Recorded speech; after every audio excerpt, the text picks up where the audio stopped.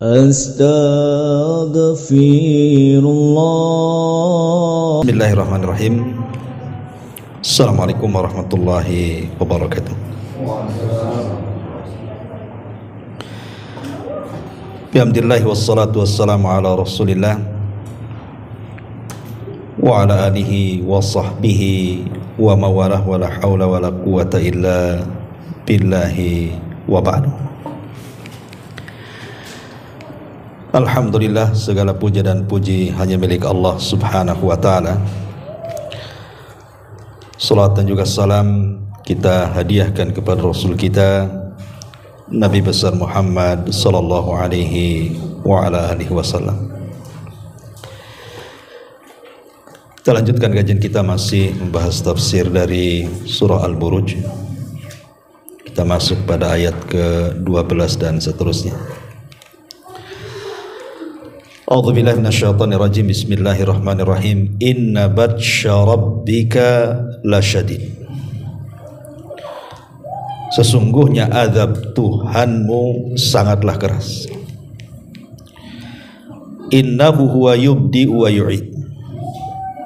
Sungguh dialah yang memulai penciptaan makhluknya dan yang menghidupkannya kembali. Wa huwal ghafurul wadud. Dan dialah yang maha pengampun lagi maha pengasih. Dzul arsyil majid, yang memiliki arsy lagi maha mulia. Fa'alu lima yurid, maha kuasa berbuat apa yang dia kehendaki.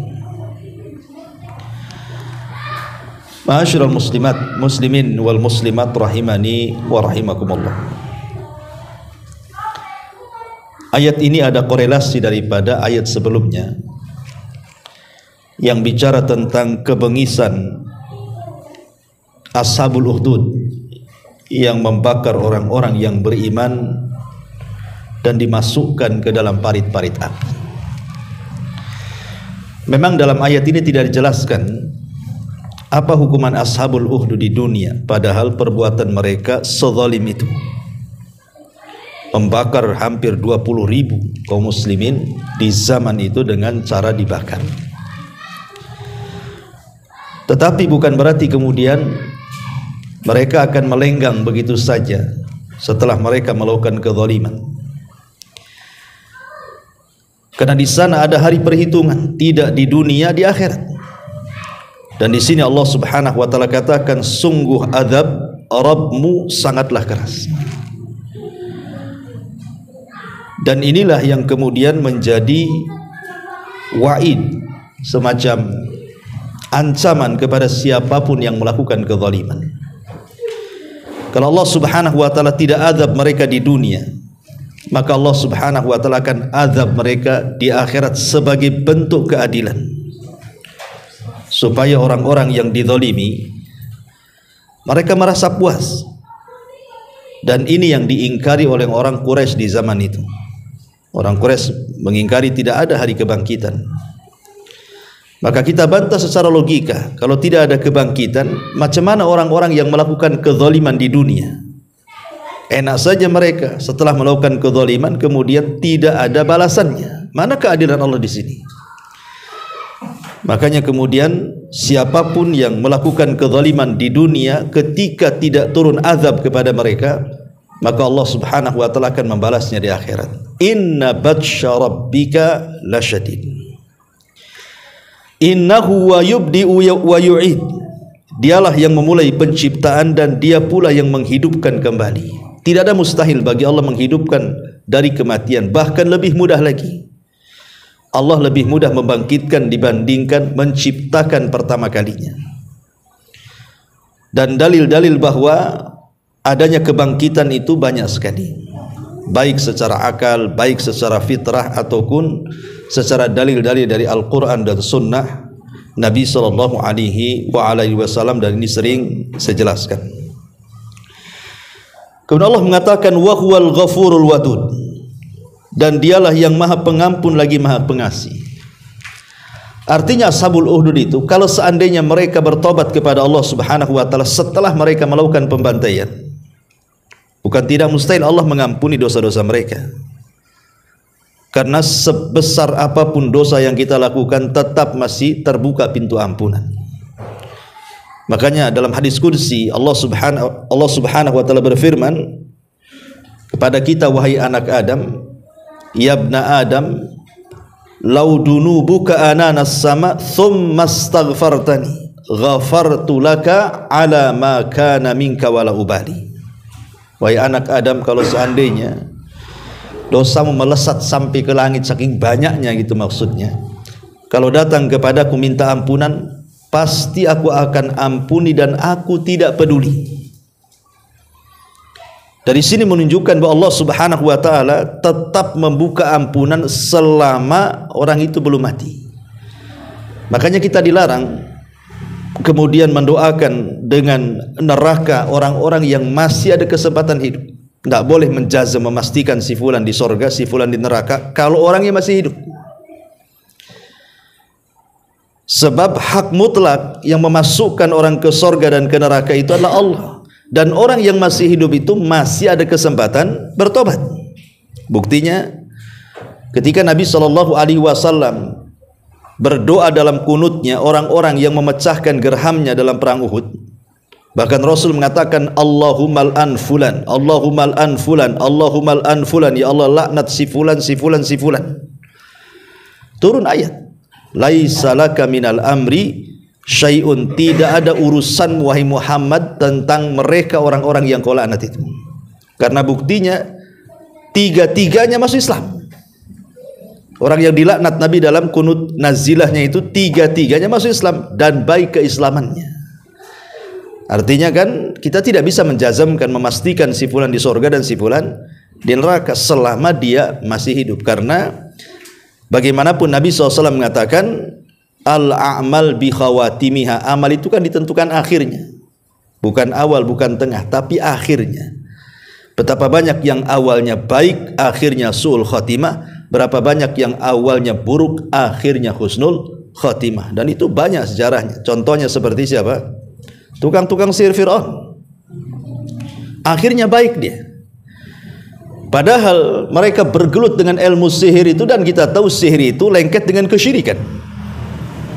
Jadi sepanjang hayat mereka melakukan kesyirikan. Tapi ketika mereka duel dengan Nabi Musa alaihi salam, kemudian mereka kalah. Dan mereka mengakui mukjizat Nabi Musa, akhirnya kemudian sujud kepada Allah. Kemudian Fir'aun marah dan mengatakan amantum qabla an adzana lakum. Kalian beriman sebelum aku izinkan, kata Fir'aun.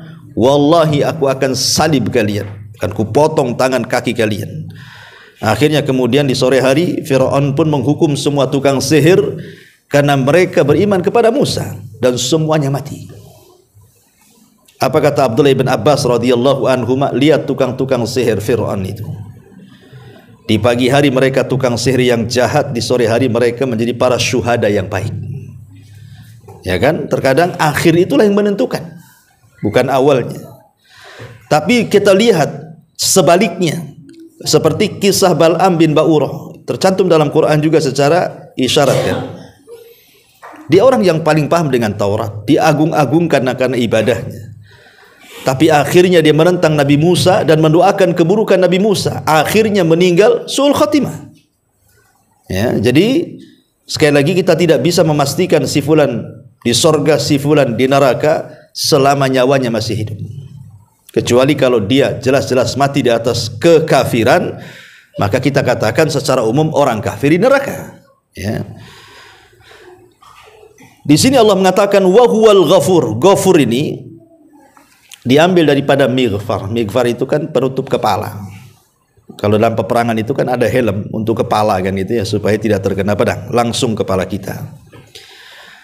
Maknanya bahwa kalimat Ghafur itu Allah Subhanahu wa taala Maha Pengampun. Bukan hanya Allah mengampuni dosa kita, tetapi juga Allah menutupi aib-aib kita. Beda dengan al-afu. Dalam bahasa Arab itu al-afu, afwan akhi, saya minta maaf, kan itu ya sering kita katakan. Kalimat Ghafur dengan al-afu itu beda. Kalau kalimat al-afu, bisa saja kemudian kita memaafkan kesalahannya, tapi belum tentu menutupi aibnya. Tapi kalau kalimat ghafur bukan hanya diampuni kesalahannya, tapi juga ditutup aibnya. Pamannya antum berbuat salah sama saya. Antum minta maaf sama anak katakan ya saya minta maaf. Tapi kamu sudah begini, sebutkan pula aibnya kan. Itu namanya al-afu dalam bahasa Arab. Tapi kalau al-ghafur, antum berbuat salah kepada saya dan saya maafkan, saya tidak akan mengungkit dosa lagi. Dan saya akan tutupi aib antum. Seolah-olah antum tidak pernah berbuat salah kepada saya. Itulah sifat Allah Subhanahu wa ta'ala. Allah kalau sudah mengampuni dosa kita, Allah tutup aib kita. Makanya dalam hadis tentang hisab yang mudah pada hari kiamat, didatangkan seorang laki-laki, kemudian ditanya, apakah engkau melakukan dosa ini dan itu? Dia mengatakan ya.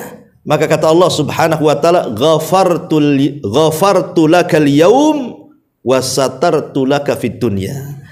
Aku ampuni dosa-dosamu sekarang, dan ketika di dunia aku tutup aib-aibmu dari manusia. Itulah yang namanya al-ghafur namanya. Kemudian al-wadud. Al-wadud dari kalimat wud artinya kasih sayang. Jadi kasih sayang Allah Subhanahu wa ta'ala adalah kasih sayang yang tidak terbatas. Dzul arsyil majid, yang memiliki arsy. Arsy adalah makhluk Allah Subhanahu wa ta'ala yang paling besar. Dari semua makhluk Allah yang Allah ciptakan, yang pertama kali adalah arsy, dan dia adalah makhluk terbesar. Dan dia diciptakan dalam bentuk kubah begini. Ya. Baru kemudian di bawahnya ciptaan-ciptaan Allah, di situ ada kolam, ada kursi, ada sorga dan begitu seterusnya sampai kepada galaksi dunia, sampai kepada dunia yang kita pijak ini. Dzul arsy al-majid, yang maha mulia. Fa'alu lima yurid, maha berbuat apa saja yang dikehendaki. Jadi Allah Subhanahu wa ta'ala tidak bisa diatur. Allah itu akan berbuat sekehendaknya, mengadab sekehendaknya, mengampuni sekehendaknya. Kemudian Allah Subhanahu wa ta'ala mengatakan setelah menceritakan bagaimana dampak akibat kezaliman dan balasannya di akhirat, kemudian menunjukkan keagungan dan Allah bisa melakukan apapun, baru kemudian kita beralih kepada fakrah ataupun bagian yang lain dari surah Al-Buruj ini. Hal ataka hadithul junud, sudahkah sampai kepadamu berita tentang bala tentara al-junud, para penentang para nabi, Fir'auna wa Thamud, yaitu Fir'aun dan juga Thamud. Ma'asyiral muslimin wal muslimat rahimani wa rahimakumullah. Sedikit kita cerita tentang siapa Fir'aun. Fir'aun ini ikhwan, itu dalam Al-Quran itu sering diulang-ulang, dan selalu namanya dilengketkan dengan kisah Nabi Musa. Dari sini kita tahu bahwa kalau antum membaca Al-Quran kemudian mendapati nama Fir'aun dalam Al-Quran, berarti yang dimaksud Fir'aun dalam Al-Quran, seluruh nama Fir'aun dalam Al-Quran itu berarti bercerita tentang Fir'aun di zaman Nabi Musa.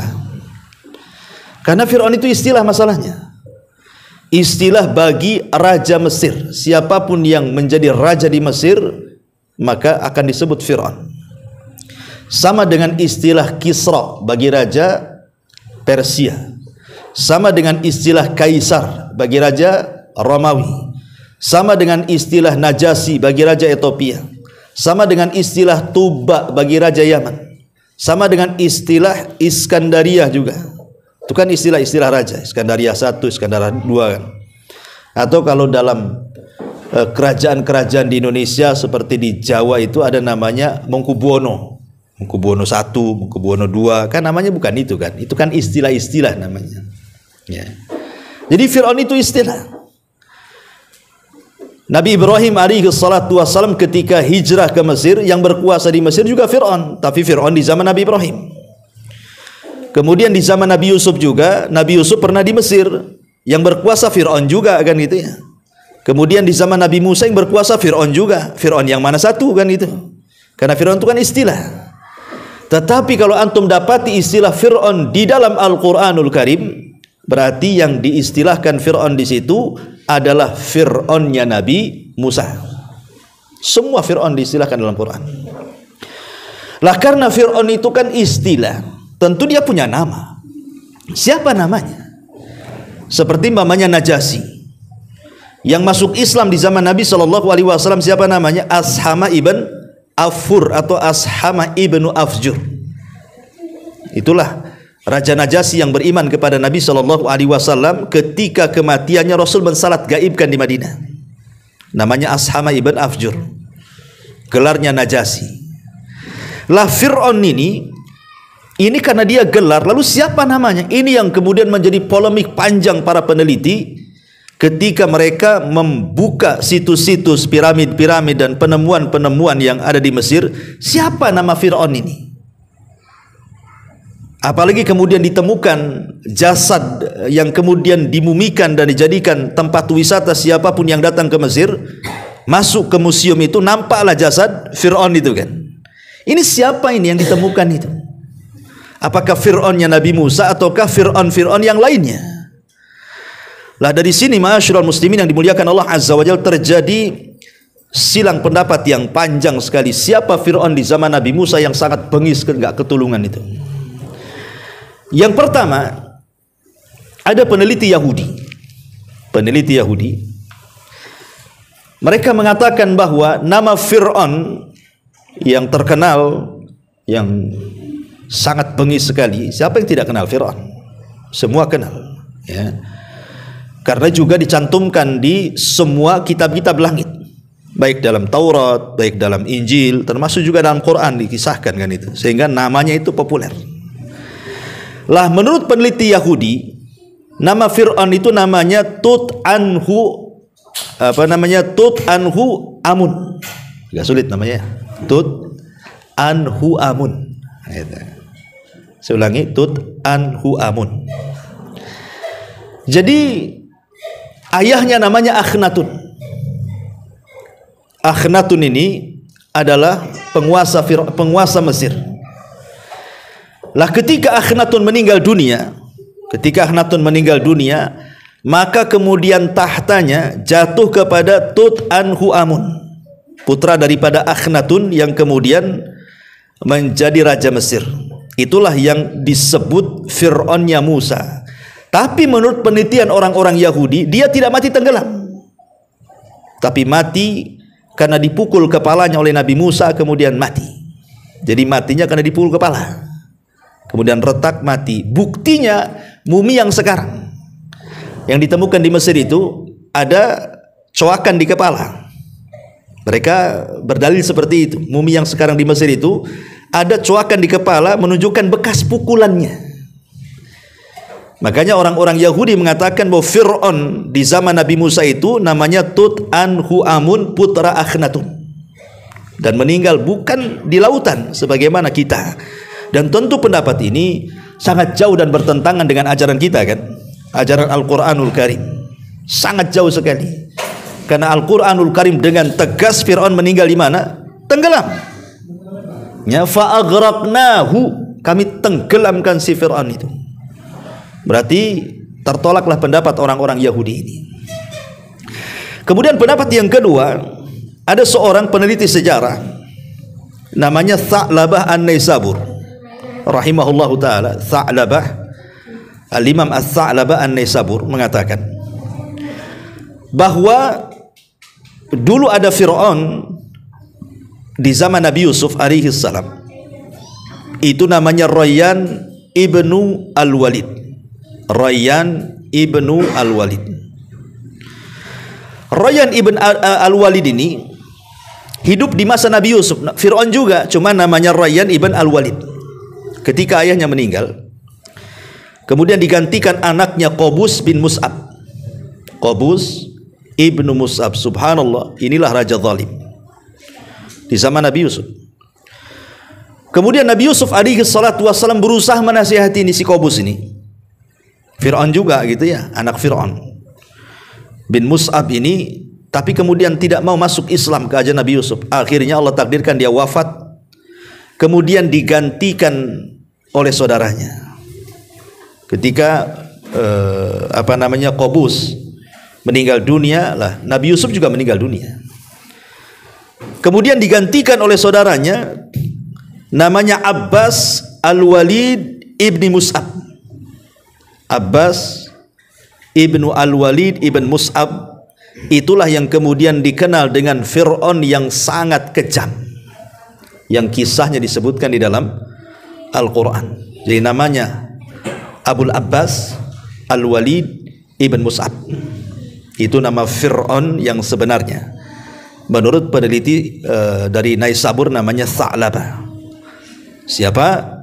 Abu Al-Abbas Al-Walid ibn Mus'ab.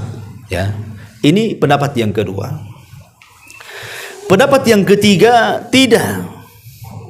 Bahwa yang dimaksud Fir'aun itu di zaman Nabi Musa itu disyaratkan kepada Ramsis. Ya, namanya Ramsis Ats-Tsani, Ramsis yang kedua. Ramsis diambil daripada nama kakeknya, Ramsis yang pertama. Jadi Ramsis yang pertama itu yang menguasai Mesir dengan kekuatannya, kemudian meninggal, jatuh kepada bapaknya, kepada anaknya. Ya, lah anaknya ini punya anak dua. Anak dua, yang pertama di usia 14 tahun yang harusnya dia anak tahta meninggal dunia, tapi kemudian akhirnya karena anak pertamanya meninggal dunia, maka anak keduanya lah yang kemudian naik tahta. Itulah yang dikatakan Ramsis Ats-Tsani itu, yang katanya konon jasad yang ditemukan di Mesir itu ya Ramsis itu, Ramsis yang kedua. Tetapi ma'asyiral muslimin yang dimuliakan Allah Azza wa Jalla, kita sebagai muslim yang acuan kita hanya kepada Al-Quran dan Sunnah Nabi SAW, tidak bisa kita memastikan mana satu Fir'aun ini. Apakah dia Tut Anhu Amun? Apakah dia Abul Abbas Al-Walid ibn Abul Abbas Al-Walid ibn Mus'ab? Ataukah dia Ramsis yang kedua? Wallahu alam. Ya. Yang jelas kita katakan Fir'aun ya Fir'aun kan itu. Siapa namanya? Quran itu tidak penting menyebutkan nama, karena juga tidak menambahkan keimanan bagi kita. Kalau memang penyebutan nama Fir'aun itu penting dalam Al-Quran, tidak mungkin Allah Subhanahu wa Ta'ala tidak menyebutkannya. Ya, sehingga Al-Quran itu tidak menyebutkan namanya. Apalagi kita sering katakan bahwa Al-Quran itu bukan kitab sejarah, tapi Al-Quran itu kitab hidayah, sehingga disebutkan poin-poin penting. Yang penting ada pelajaran dalam setiap penyebutan sejarahnya. Nah itulah, tapi inilah yang kemudian tiga nama ini menjadi masyhur. Sebenarnya banyak ya, bukan tiga nama saja, tapi ini yang paling masyhur ketika bicara siapa Fir'aun di zaman Nabi Musa alaihi salatu wassalam itu, yang kebengisannya muncul karena dua penyebab. Kenapa Fir'aun itu sampai membantai anak laki-laki? Kalau Fir'aun masih mending, yang dibantai laki-laki, perempuan tidak dibantai. Kalau Yahudi semua kena. Mau bayi laki-laki, mau bayi perempuan dihantam, digenosidakan semuanya supaya tidak ada keturunan orang Palestina. Lebih jahat dibandingkan Fir'aun lagi sekarang. Ma'asyiral muslimin yang dimuliakan Allah Azza wa Jalla. Pertama, kenapa Fir'aun sampai sebengis itu? Tentu puncak kebengisan Fir'aun itu karena takut tahtanya digoyangkan gitu ya. Karena bagaimanapun orang kalau sudah enak berkuasa itu tidak suka kalau digoyang-goyang tuh. Takut jatuh kan itu. Siapapun penguasanya, kalau sudah enak dia berkuasa, paling sulit ya. Kalau bisa itu tambah 2 periode, 3 periode, 4 periode, 5 periode kan gitu ya. Kalau bisa dia seterusnya sampai mati kan itu ya. Ya ada sisi positifnya, ada sisi negatifnya kan gitu ya. Ya tapi itulah kekuasaan. Kekuasaan itu bisa membutakan semuanya. Taib. Jadi yang pertama, Bani Israel di zaman Nabi Yusuf itu kan mereka masih mendapatkan tempat di sisi Fir'aun. Masih mendapatkan tempat. Artinya Fir'aunnya masih bagus, bahkan dikatakan bahwa Al-Akhnatun menurut Tha'labah, Imam Ats-Tsa'labah tadi An-Naisabur itu mengatakan bahwa Rayyan ibn Al-Walid di Fir'aunnya di zaman Nabi Yusuf itu dia masuk Islam. Baik. Ya. Cuman ketika meninggal digantikan oleh anaknya tadi Qobus ibn Mus'ab, itulah mulai jahat. Disuruh masuk Islam tidak mau. Dan ketika digantikan saudaranya Abul Abbas Al-Walid ibn Mus'ab, lebih jahat lagi yang kita kenal dalam Quran, itulah Fir'aunnya Nabi Musa. Jadi ketika di zaman Nabi Yusuf, Bani Israel mendapatkan nama harum karena sangat berjasa kepada kemajuan Mesir di zaman itu. Tapi setelah kemudian Nabi Yusuf meninggal dunia, kemudian datanglah Fir'aun yang sangat kejam tadi. Kemudian mulailah Abul Abbas Al-Walid ibn Mus'ab inilah yang kemudian mulai memecah antar suku yang ada di Mesir, antara suku Kibti, kabilah dia, dan Bani Israel, kabilahnya Nabi Yakub, ya, terpecah. Kemudian diperbudaklah ini Bani Israel ini, diperbudak oleh Fir'aun yang ganas ini. Lah Bani Israel ini selalu bercerita satu dengan yang lainnya kisah tentang Nabi Ibrahim.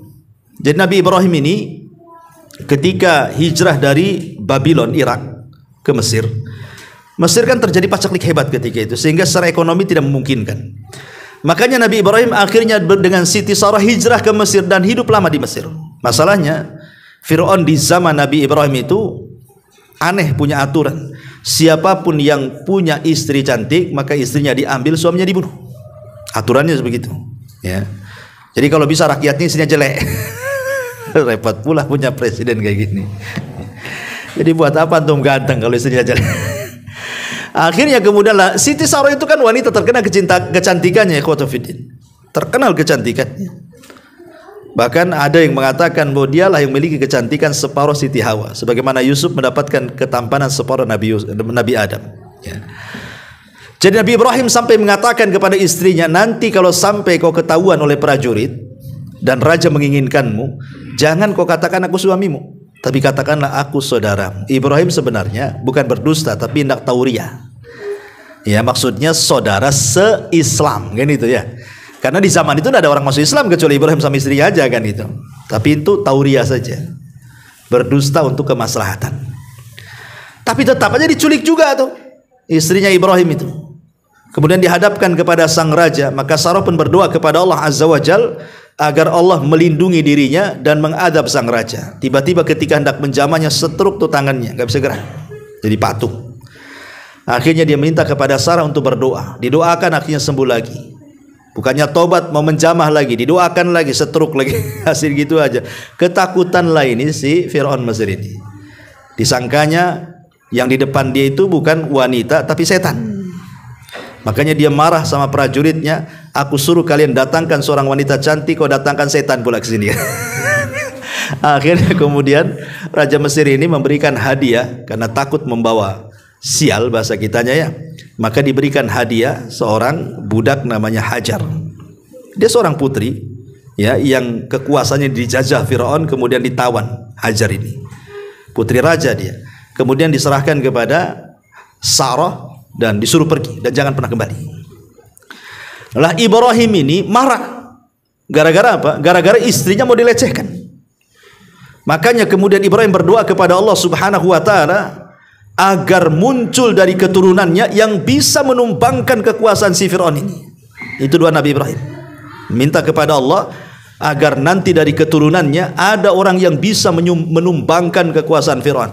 Lah doa Nabi Ibrahim ini terus dikisahkan ke anak-anak cucunya sampai kepada Bani Israel di zaman Nabi Musa. Ya, Fir'aun dengar, ya, tentang keresak-kerusuknya ucapan Bani Israel bahwa kekuasaannya akan tumbang dari turunan Ibrahim, dan turunan Ibrahim ya Yakub. Yakub adalah Bani Israel turunannya. Nah, sebab itulah kemudian dia marah, ya. Ini penyebab pertama. Tetapi penyebab kedua ini yang banyak dituliskan ahli tafsir, bahwa Fir'aun ini bermimpi. Dalam mimpinya dia melihat api yang berasal dari Palestina. Api itu berasal dari Palestina, kemudian bergerak sampai ke Mesir. Karena dulu kan Palestina dengan Mesir nyatu tuh, ya, terpisahkan dengan padang pasir saja. Ya sekarang kan kita setelah terpisahkan juga sama kan, Mesir, kemudian padang pasir, kemudian jalur Gaza, kan itu ya. Ya dipisahkan dengan Sohra saja. Makanya kalau orang ingin dievakuasi dari Palestina, ya ke jalur Gaza, ke Mesir, kan itu, kemana lagi? Dan itu jalan yang paling aman sekarang, ya. Ma'asyiral muslimin yang dimuliakan Allah Azza wa Jalla. Jadi singkat cerita, api itu terus berjalan dari Mesir sampai dari Palestina sampai ke Mesir. dan membakar kerajaan Fir'aun. Semua terbakar dengan api itu, kecuali kabilah Bani Israel, gak terbakar sama sekali.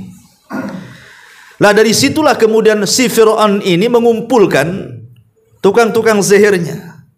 Bahasa kerennya penasihat spiritual, bahasa gak enaknya dukun. Gitu ya. Janganlah penasihat spiritual enak kali, ya kita katakan dukun paranormal. Karena setiap penguasa itu kalau tidak beriman pasti punya dukun. Nggak mungkin nggak punya dukun. Kalau dia nggak beriman, nggak bertauhid, mau wali kota, mau gubernur, mau menteri-menteri, pasti itu ada penasihat spiritualnya tuh. Gitu. Kita katakan ya dukunnya lah gitu. Kecuali yang bertauhid, yang beriman, yang yakin dengan Allah, kekuasaan datang dari Allah. Allah berhak untuk memberi, Allah berhak mencabut. Insya Allah mungkin kalau dia punya tauhid seperti itu, ya buat apa dukun-dukunan kan? Nah, tapi dengan melihat kisahnya Fir'aun ini, nah, kita simpulkan bahwa para penguasa itu rupanya di sekeliling penguasa itu pasti ada dukunnya, karena di sejarah-sejarah para penguasa itu memang berdukun semua. Namrud ada dukunnya. Kemudian namanya Zunuwas, yang ngaku Tuhan, rupanya diciptakan keanehan-keanehan oleh tukang sihirnya. Ya termasuk juga Fir'aun kan, tukang sihirnya banyak sekali tuh. Cobalah kemudian Fir'aun mengatakan kepada tukang ramalnya, ini ada apa mimpi saya ini? Ini bukan sekali ini saja mimpi, ini berkali-kali. Ya. Dan sama pula mimpinya, kan aneh gitu loh. Kalau mimpi sekali aja ini bunga tidur saja, ini mimpi itu lagi kan gitu. Jadi akhirnya menjadi kepikiran Fir'aun ini. Dikumpulkan semua penasihat-penasihatnya itu, kemudian mulai meminta takwil mereka. Akhirnya kata peramal dukun-dukunnya itu mengatakan, boleh jadi mungkin yang dimaksud mimpimu bahwa kekuasaanmu akan tumbang oleh seorang bayi yang lahir dari Bani Israel, karena buktinya dia tidak terkena api. Dari situ Fir'aun geram. Mulailah disilah kekejaman Fir'aun dimulai. Dipantainya anak laki-laki dan dibiarkan anak perempuan. Setiap ada wanita yang mengandung ditunggu, karena zaman itu kan nggak ada USG kan. Yang sekarang ketahuan perempuan selamatlah dia, laki-laki bantai kan. Ini pokoknya ditunggu tuh, jangan sampai lolos. Ya, anak laki-laki bantai, anak perempuan boleh hidup. Terus seperti itu. Ya.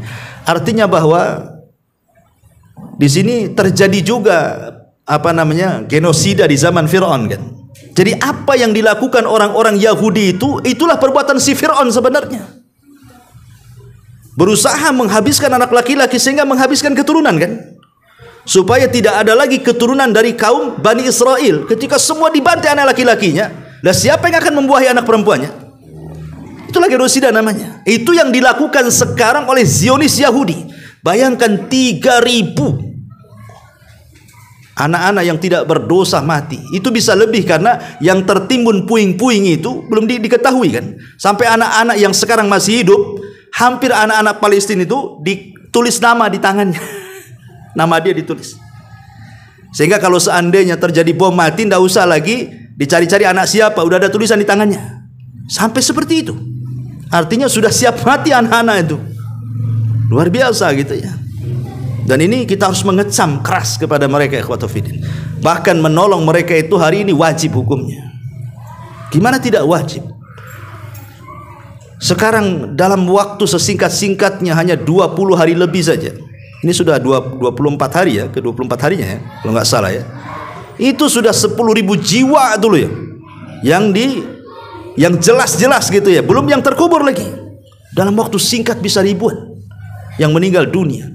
Anehnya kecaman dunia nggak berlaku bagi Israel Zionis Yahudi itu. Mau ditekan dari negara mana saja, PBB mana, tetap aja. Itulah degilnya orang-orang Yahudi itu di situ. Makanya kita berdoa kepada Allah Subhanahu Wa Taala. Insya Allah menangkan, karena hakikatnya orang Yahudi itu pengecut, ikhwan. Dari zaman ke zaman mereka itu adalah pengecut. Bahkan terakhir kita dengar ada saking stresnya tentara Yahudi sampai minum pil gitu. Subhanallah kan begitu. Ya mudah-mudahan itu bagian daripada azab Allah Subhanahu Wa Taala kepada mereka. Ya, kalaupun seandainya kata Syekh Utsman Al-Khamis, dia mengatakan dalam fatwa terbarunya, dia mengatakan memberikan semangat kepada para mujahidin yang ada di Palestina untuk terus melawan Zionis Yahudi. Dan kalau seandainya kalian meninggal dan mati syahid, maka perbedaannya kalian meninggal masuk sorga karena syuhada, sementara orang Israel kalau meninggal maka mereka masuk neraka. Ya, karena mereka mati mempertahankan negara mereka, bukan hanya agama saja. Mereka mempertahankan negara mereka. Ma'asyiral muslimin yang dimuliakan Allah Subhanahu wa taala, intinya bahwa terjadilah kemudian pembantaian yang diabadikan dalam Al-Qur'an dengan sangat jelas sekali. Yuqattiluna abna'ahum wa yastahyuna nisa'ahum. Mereka membantai anak laki-laki dan membiarkan anak perempuan, belum lagi memperbudak. Tetapi orang-orang yang berakal di zaman Fir'aun itu berpikir, karena selama ini bagaimanapun sumbangsi Bani Israel kepada kaum Kipti, kaumnya Fir'aun itu sangat besar. Ya, menjadi pembantu rumah tangga di antara mereka kan. Kemudian laki-lakinya menjadi para pekerja, membangun jalan, jembatan, rumah dan begitu seterusnya. Sementara kaum Kipti ini kan tidak diberikan kecerdasan untuk itu. Akhirnya kemudian orang-orang berakal ini protes sama Fir'aun dan mengatakan, ini kalau kita bantai semua anak laki-lakinya, habis semua, yang tua-tua mati, tidak ada generasinya, siapa yang akan menolong kami, katanya. Dari situlah kemudian Fir'aun membuat kebijakan baru. Dengan cara apa? Membiarkan 1 tahun, jangan ada pembantaian, barulah kemudian 1 tahun ke depannya pembantaian kembali. 1 tahun pembantaian, 1 tahun pembiaran. Lah di tahun pembiaran itu tidak ada pembantaian, di sini lahirlah Nabi Harun. Selamat Harun, tidak dibunuh. Ya. Tapi setahun depannya setelah terjadi pembantaian, Musa pula lahir. Itulah yang kemudian ibunya sangat was-was dengan kondisi Nabi Musa. Tapi Allah Subhanahu wa taala ilhamkan kepada Nabi Musa an alqihi, supaya melemparkan ke sebuah kotak yang disebut dengan tabut. Kotak itu kotak keramat, ikhwan. Jadi nanti setelah Nabi Musa meninggal, kotak yang pernah dijadikan oleh ibunda Nabi Musa untuk meletakkan Musa kecil di kotak itu menjadi kotak keramat, namanya tabut. Ya. Tabut itulah yang menjadi kotak keramat, karena nanti setelah zamannya Nabi Musa, setelah turunan-turunannya itu, apabila Bani Israel melakukan peperangan, kalau mereka membawa tabut, maka mereka punya keyakinan pasti menang. Tapi kalau mereka tidak membawa tabut, maka mereka pasti terkalahkan. Makanya kita lihat ketika Bani Israel dijajah oleh tentara Jalut, kemudian tabutnya dicuri oleh Jalut, akhirnya melemah Bani Israel karena keyakinan mereka kalau berperang tidak bawa tabut percuma saja, katanya. Makanya kemudian dikuasai Jalut. Lah ketika itu kemudian Nabi yang terakhir yang memimpin Bani Israel, karena kan dulu Bani Israel dipimpin para Nabi. Akhirnya kemudian Bani Israel meminta kepada Nabi yang terakhir yang memimpin mereka, namanya Daniel, supaya diutus kepada mereka seorang raja. Kami tidak mau dipimpin Nabi lagi, kami mau dipimpin raja, katanya. Akhirnya kemudian Nabi Daniel menyarankan, baik, aku akan carikan pemimpin yang terbaik untuk kalian. Akhirnya dilihatnya ada anak muda namanya Tolut.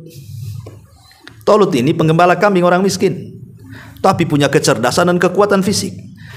Ketika kemudian diberitahu bahwa pemimpin kalian Tolut, diejek sama Bani Israel. Ngapain sih Tolut jadi pemimpin orang miskin, katanya. Yang benar saja, banyak orang kaya kok, orang miskin pula jadi pemimpin, katanya. Tapi Nabi Daniel memastikan, walaupun dia miskin, tapi dia punya kecerdasan, punya kekuatan, katanya. Tidak kalian miliki. Ya.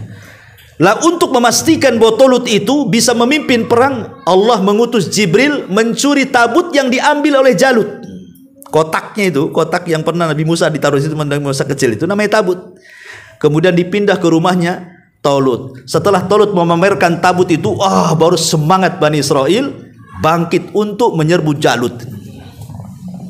Jadi kotak itu jadi keramat tuh. Ya. Lah kotak yang dibuat oleh ibunya Nabi Musa dalam rangka meletakkan Musa kecil itu diikat. Jadi waktunya disusui, ditarik, ya kan? Kalau sudah disusui nanti dibiarin lagi terhanyut-hanyut sana. Allah takdirkan putus pula talinya. Karena putus ini hanyut, akhirnya sampai ke istana Fir'aun. Lah ketika itu ada sih kisah Israiliyat, ya. Kisah Israiliyat kan nggak bisa jadikan pegangan, ya. Kisah Israiliyat ini ya jadikan aja bumbu-bumbu cerita lah, supaya lezat ceritanya kan. Kita tidak bisa mendustakan, kita tidak bisa membenarkan. Karena namanya kisah Israiliyat, kita sudah punya Quran Sunnah, ya, cuman untuk bumbu-bumbu cerita saja. Jadi Fir'aun itu konon ada anak perempuan yang sakit, macam-macam dukun, macam-macam tabib sudah mengobati, tak mau juga sembuh-sembuh penyakitnya. Sementara anak itu adalah anak yang paling dicintai dari Asia bintu Muzahim yang kelak akan menjadi wanita terbaik dunia. adalah seorang peramal mengatakan bahwa penyakit anakmu ini tidak akan sembuh kecuali disentuh oleh kotak yang pertama hanyut di sungai Nil. Ceritanya begitu. Ya. Rupanya apa yang diramalkan seorang peramal Fir'aun ini betul. Nampak dari kejauhan kok ada kotak. Sibuklah para prajurit ini mengambil kotak itu. Mereka tidak berani membuka kotak itu. Apa isinya tidak berani.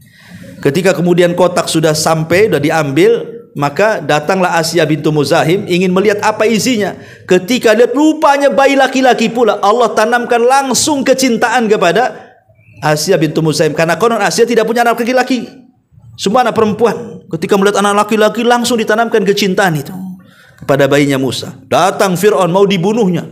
Nampak nih bayi ini jangan-jangan Bani Israel nih, gitu yang mau dibunuh tuh. Tapi Allah Subhanahu wa taala menceritakan kisahnya bagaimana pembelaan Asiyah kepada Musa kecil ini. Al-Qur'an menjelaskan. Apa kata Asiyah bintu Muzahim kepada Firaun? Jangan. Rupanya dia merayu Firaun dan mengatakan, boleh jadi dia menjadi qurratu ainin li walak. Jangan kau bunuh wahai suamiku. Boleh jadi nanti anak ini jadi penyejuk mataku dan matamu, katanya. Apa kata Firaun? Matamu saja, katanya. Mataku tidak, katanya. Kata ahli tafsir, seandainya Fir'aun mengatakan iya menjadi penyejuk matamu dan mataku, tentu Fir'aun dapat hidayah. Tapi ketika Fir'aun mengatakan cukup matamu saja tidak mataku, makanya Fir'aun tersesat. Ya. Akhirnya kemudian karena dia sayang dengan istrinya, apa yang dikatakan istri nurut. Nah itulah antum, suami sama takut istri. Apa kata istri? Ya, dan poligami bang, ya. Gitu. Intinya bahwa Nabi Musa diselamatkan nyawanya oleh siapa? Asiyah bintu Muzahim. Itulah yang kemudian jasa besarnya seorang wanita, Asiyah bintu Muzahim, menyelamatkan seorang ulul azmi minar rusul. Makanya wajar kalau kemudian Asiyah bintu Muzahim belakangan menjadi wanita terbaik dunia yang kata Rasul, kamula minar rijal kathirun walam yakmul minan nisa illa arba'ah. Laki-laki sempurna banyak, tapi perempuan sempurna cuma 4. Di urutan pertama istrinya Fir'aun. Kata Nabi, yang pertama Asiyah bintu Muzahim, urutan kedua Maryam bintu Imran, urutan ketiga Khadijah bintu Khuwailid, urutan terakhir Fatimah bintu Muhammadin sallallahu alaihi wasallam. Itulah wanita terbaik dunia. Ada yang mengatakan bahwa Asiyah itu 2 kali menolong nyawanya Nabi Musa. Yang satu disebutkan dalam Quran kisahnya, yang satu disebutkan dalam kisah Israiliyat. Ada hadisnya tapi dilemahkan para ulama. Jadi satu hari Fir'aun ini menggendong bayi Musa kecil. Tiba-tiba menarik janggutnya sampai hampir tersungkur. Kok bayi punya kekuatan kayak orang dewasa? Kok bisa dia sampai hampir tersungkur gara-gara dipegang janggutnya itu? Musa punya kekuatan. Ini bayi ajaib nih. Jangan-jangan ini nih yang dimaksud mimpi saya ini. Jangan-jangan ini turunan Bani Israel nih. Hampir mau dibunuh. Tapi kemudian datang Asiyah bintu Muzahim merayu kembali jangan dibunuh. Dia tidak berakal. Kalau enggak percaya uji dia, katanya. Kalau dia berakal uji dia, katanya. Akhirnya Fir'aun mengujinya. Diletakkan bara api dan diletakkan kurma. Kira-kira si bayi ini suruh milih mana? Ngerangkak kemana dia? Ke api atau ke kurma? Hampir-hampir dia merangkak ke kurma. Ini kalau dia sampai merangkak ke kurma, ngambil kurma kemudian dimakan, habislah nyawanya Musa. Tapi datang Jibril membelokkan dia. Ya. Kemudian mengarah ke bara api. Namanya kalau sudah mengarah ke bara api kan enggak berakal kan itu. Namanya api kan membahayakan. Akhirnya diambillah bara api, dimakan itu, bakarlah mulutnya. Coba antum makan bara api, apa enggak terbakar gitu kan? Sejak itulah lisan Nabi Musa pelat. Enggak bisa ngomong. Ngomongnya nggak fasih karena ketika itu dia makan bara api terbakar lidahnya. Makanya ketika Musa diutus oleh Allah untuk mendakwai Fir'aun, Musa tidak pede. Maka dia mengatakan, Rabbi shrah li sadri wa yassir li amri wahlul uqdatan min lisani yafqahu qauli. Nah, kalau ada dai yang mengatakan seperti ini, doanya Nabi Musa ketika menghadap Fir'aun. Rabbi shrah li sadri, ya Allah lapangkan dadaku. Ini yang mau dihadapi si Fir'aun masalahnya. Wa yassir li amri, ya Allah lapangkanlah urusanku, jangan kau persulit. Wahlul uqdah, lepaskanlah ikatan di lidahku ini, kepelatanku ini. Nanti kalau aku ngomong tak paham pula dia, katanya. wahlul 'uqdatam min lisani yafqahu qawli, agar si Firaun paham ucapanku. Tapi Musa tidak pede juga. Dia punya abang namanya Harun. Harun pula memang oratornya Mesir. Ya, dia kalau ngomong canggih. Dia melihat ada kelebihan abangnya.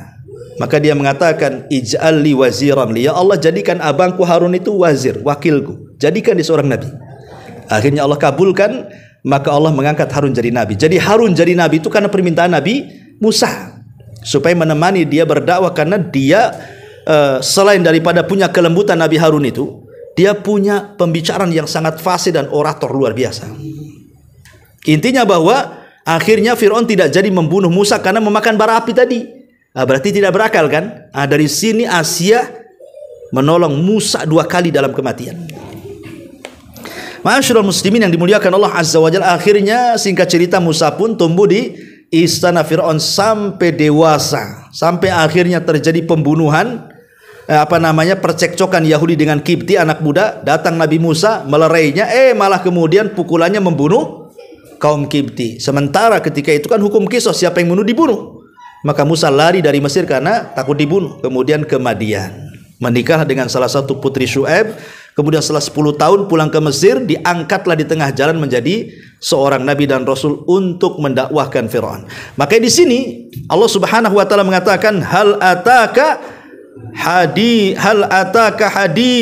hadisul junud Fir'auna wa Thamud balil ladzina kafaru fi taghdhib wallahu min waraihim muhit bal huwa Qur'anun Majid, dan seterusnya. Tapi di sini bagaimana Allah mengatakan hadisul junud, berita para penentang. Si Fir'aun ini para penentang. Menentang siapa? Nabi Musa. Makanya yang pertama kali disebutkan Fir'auna wa Thamud. Padahal Thamud ini lebih dulu dibandingkan Fir'aun. Kan kaum Ad ini lebih dulu. Kaum Ad, kaum Thamud.